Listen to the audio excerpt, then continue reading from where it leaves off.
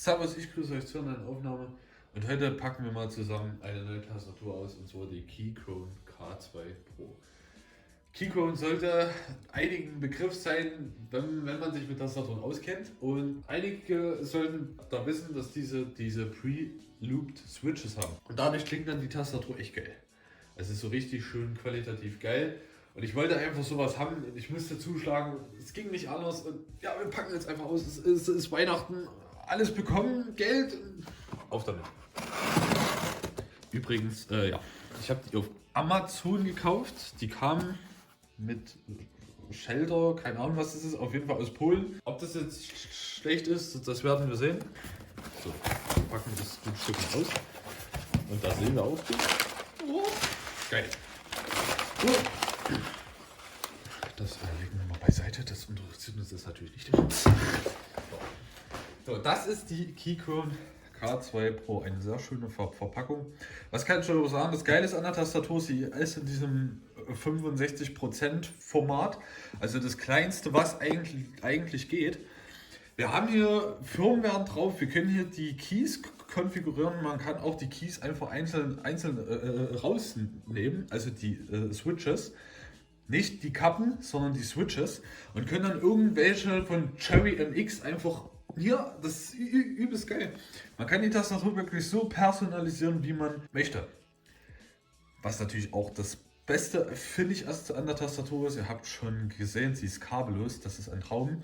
Per Bluetooth 5.1, also eigentlich das aktuellste, was geht. So sieht sie an sich aus. Man kann natürlich komplett man kann einfach Keycaps natürlich auch kaufen, wenn man jetzt nicht da drauf Bock hat. Und natürlich ganz wichtig, RGB. RGB ist lebenswichtig.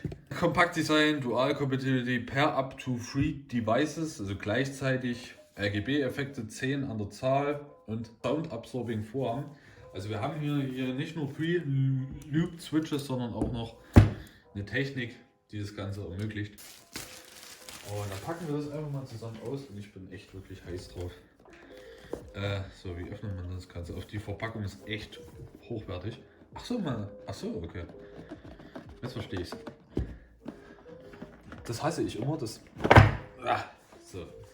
Okay. Das fühlt sich sehr erotisch an. So, das sieht erstmal aus wie bei Apple, ist es aber nicht.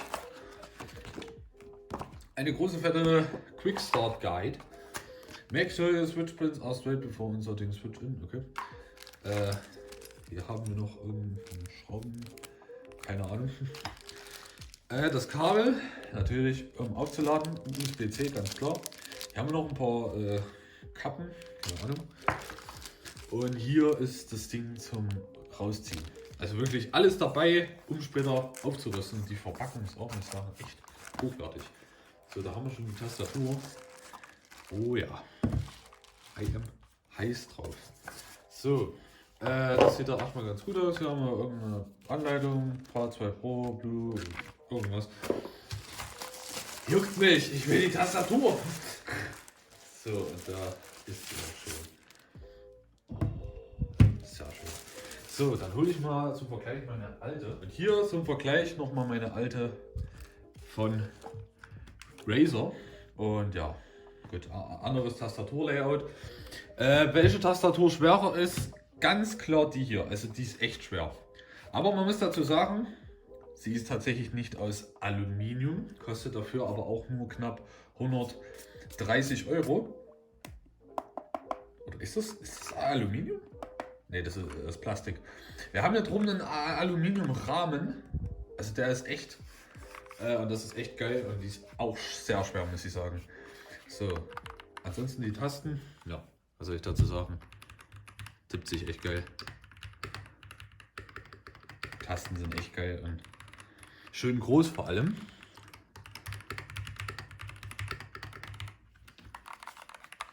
Gefällt mir jetzt schon. Ich glaube, man hört schon bei den Tasten, dass es ein wahnsinniger Unterschied ist. Hier zum Vergleich.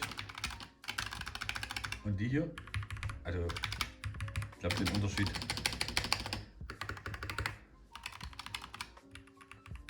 Also es ist richtig geil. Und das Tastgefühl ist auch viel besser. Ich kann mit der viel besser schreiben irgendwie.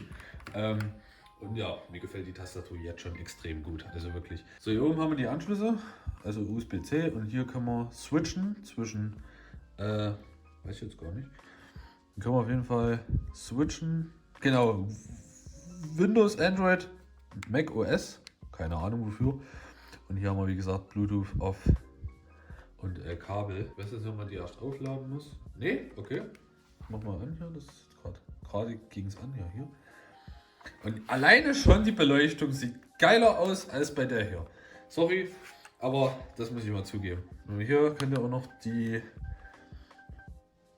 Beleuchtung umändern. Ich glaube, die kann man jetzt noch nicht richtig ändern. Ich glaube, die muss man erst frisch. Oder ich weiß nicht, wie man hier die Modis ändern kann. Eigentlich müsste das hier oben gehen. Ach ja, okay, hab's.